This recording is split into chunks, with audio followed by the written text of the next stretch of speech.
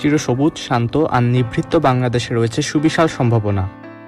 বাংলাদেশের মানুষকে মানব সম্পদে পরিণত করতে দরকার সুষ্ঠু পরিকল্পনা ও সম অধিকার।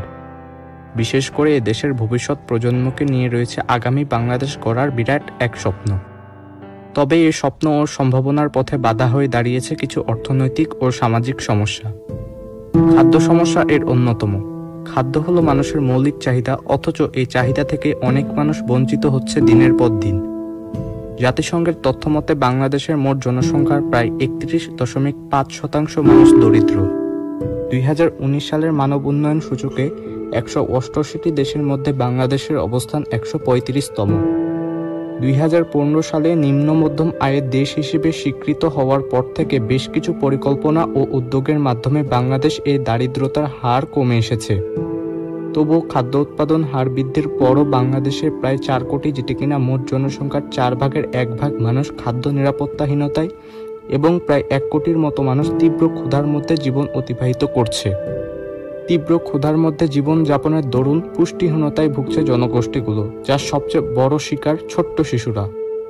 ইউএন ওয়ার্ল্ড ফুড প্রোগ্রাম এর তথ্যমতে প্রায় ৫ বছরের নিচে শিশুদের প্রায় ৩৬% শিশু অপুষ্টিতে ভুগছেন। করোনাকালীন এই মহামারীর সময় এই সংখ্যাটা অনেক বেশি, কারণ বিশ্বব্যাপী চলতে থাকা মহামারী বন্ধ করে দিয়েছে নিম্ন আয়ের মানুষের জীবন ধারণের পথটুকু।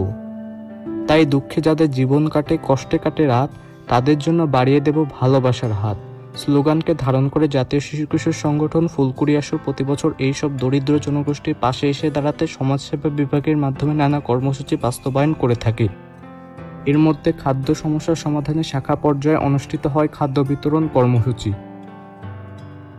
রাজধানী সহ সারা দেশে এই কর্মসূচি বাস্তবায়ন করা হয়।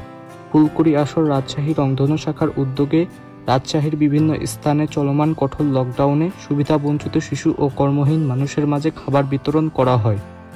সর্বোপরি একটি সুন্দর স্বপ্নের দেশকে লালন করে ক্ষুধা ও দারিদ্র্যমুক্ত বাংলাদেশ গড়ার লক্ষ্যেই ফুলকুড়ি আসরের এই উদ্যোগ। সকল মানুষ তার খাদ্য চাহিদা সহ মৌলিক সকল চাহিদা পরিপূর্ণ অংশীদার হোক এই কামনায়।